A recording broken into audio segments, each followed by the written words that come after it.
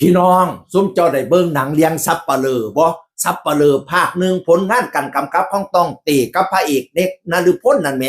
กวาดรายได้ไปเกือบ 1,000 ล้าน700หรือ800ล้านนี่ล่ะพี่น้องว้าเป็นหนังที่ทำเงินได้มากสุดๆแล้วก็ลงทุน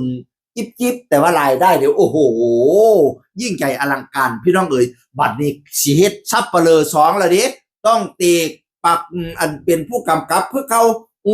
ต้องเตเป็นผู้บังกำกับเรื่องสับเปลือ2บัดนี้ข้าเจ้าการเหตุเพลงประกอบภาพยนตร์เนาะผลงานเพลงโลกหลังความเศร้าโลกหลังความเศร้าพนาวาโดยมีโจอี้ภูวิสิทธิ์แล้วก็ร้องคู่กันกับก้องห้วยไร่ก้องห้วยไร่เป็นผู้ฟีดสลิงพี่น้องเอ๋ยมาฟีดสลิงร่วมกันโลกหลังความเศร้าพนาวายังสับเปลือ2หลังความเศร้ากับสิหลังความตุยประมาณนี้เนาะพี่น้องเนาะบัดนี้นี่อุ้ยมาถ่ายมิวสิกวิดีโอมาถ่าย MV สมกับเพิ่นเป็นศิลปินเนาะเพิ่นลงทุนจังเทิงกล้องห้วยไร่เทิงผู้วิสิตโจอี้ผู้วิสิตพี่น้องซุมเจ้าไปเบิ่งเด้ออันตอนถ่ายมิวสิกอยู่ในกะโหลงโสบใจเฮ็ดเด้อพี่น้องเอ๋ยป๊าดว้ายเขาเจ้าคือลงทุนคักแต่ว่าเฮ้ย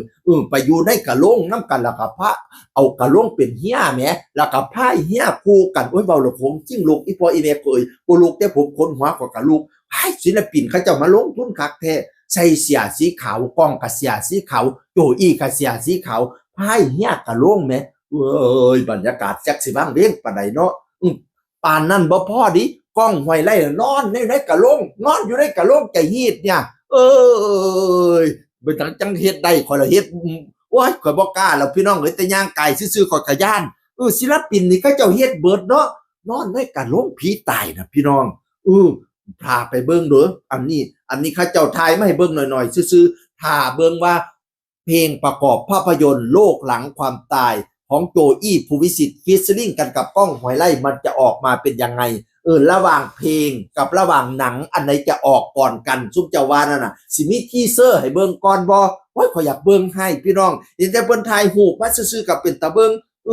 ก้องห้วยไร่นี่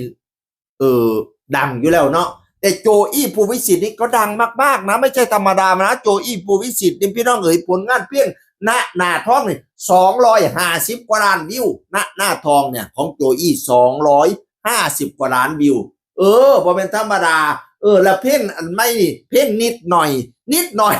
ชื่อเพลงนิดหน่อยแต่ยอดวิวตอนนี้90ล้านพี่น้องเอ๋ยบ่เป็นธรรมดาแต่คันเป้าพื้นคนอีสานบ้านเฮานี่สิคุ้นกับเพลงนี้บุญบังไฟเดือน6นั่นแหละบุญบังไฟเดือน6นั่นแหละนี่ล่ะผลงานเพลงของโจอี้ผู้วิสิทธิ์ตอนนี้100กว่าล้านวิวบ่เป็นธรรมดาพระเอกโจอี้นี่ก็ได้เสียงดีแล้วก็รูปหล่อพร้อมคนอีสานบ้านเฮาบ่ต้องห่วงหน้าตาดีนี่สุดยอดอยู่แล้ว ถ้ามาเบิ่งว่าผลงานเพลงโลกหลังความเศร้าประกอบภาพยนตร์เรื่องสัปเหร่อ2จะเป็นอย่างไรและรอลุ้นกันว่าสัปเหร่อ2จะได้กี่ล้านภาคแรกน่ะฟันไปเกือบ1,000 ล้าน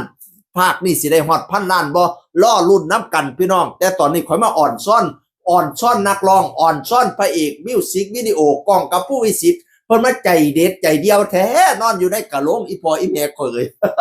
เสียงอื่นคนเก่าเว้าสู่ฟังสวัสดีครับ